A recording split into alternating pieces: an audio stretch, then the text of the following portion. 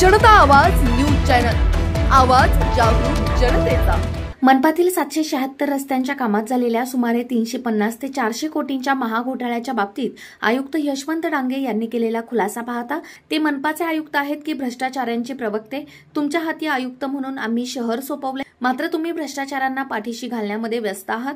आपल्या कार्यालयात काय चाललंय हे जर आयुक्तांना माहिती नसेल तर ठाकरे शिवसेना त्यांचा अभ्यास वर्ग घेण्यासाठी कागदपत्रांसह सज्ज आहे, असा टोला लगावत शहर प्रमुख किरण काळे यांनी आयुक्तांनी मनपाच्या प्रांगणात असणाऱ्या छत्रपती शिवाजी महाराजांच्या पुतळ्यासमोर यावं। मी त्यांची शिकवणी घेऊन ते ज्या भ्रष्टाचारांना वाचवत आहेत ते त्यांना पुराव्यानिशी दाखवून द्यायला तयार आहे, असे जाहीर आवाहन केलंय।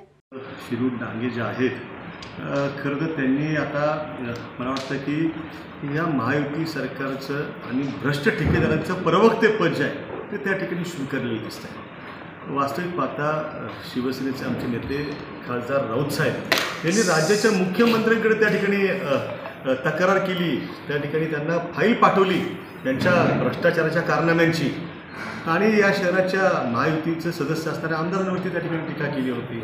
त्यांना काही प्रश्न त्या ठिकाणी या निमित्ताने विचारले होते, मात्र त्याची उत्तरं जी आहेत ती मुख्यमंत्री महोदयांना देणं अपेक्षित असताना ते जे महापालिकेचे आयुक्त आहेत त्यांनी त्या ठिकाणी ते उत्तर देण्याचं काम तत्परता दाखवली।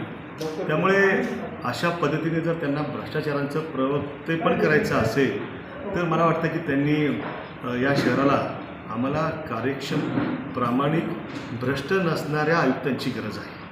आणि तुम्हाला जर असं राजकीय कार्यकर्त्यासारखं वागायचं असेल तर त्या ठिकाणी तुम्ही आयुक्तपदाचा राजीनामा द्यावा, राष्ट्रवादी काँग्रेसचं घड्याळ हातावरती त्या ठिकाणी बांधावं आणि या शहरातनं महानगरपालिकेची निवडणूक लढावी, अन्यथा बदली करून घ्यावी आणि आमच्या शहराला त्या ठिकाणी विकासाच्या मार्गावर जाण्यासाठी त्या ठिकाणी आपण रोखू नये।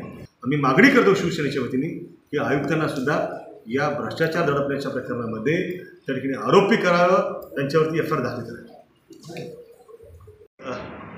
दखलपात्र आम्ही असो किंवा नसो, पण याचा अर्थ तुम्ही काय भ्रष्टाचार करणार आहात काय?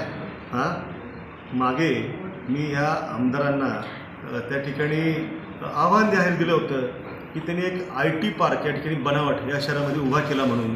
त्या IT पार्कच्या बाबतीमध्ये मी भांडाफोड लाईव्ह केला, एकही IT कंपनी त्या ठिकाणी नव्हती, यांनी फर्जी कंपनी त्या ठिकाणी नोंदवल्या, खोटे त्या ठिकाणी लोकांना टायपिंगची कामं दिली। मी जाहीर आव्हान दिलं होतं की तुम्ही या, आपण चौकामध्ये बसून याच्यावर चर्चा करू, त्यावेळेला सुद्धा ते समोर आले नाही।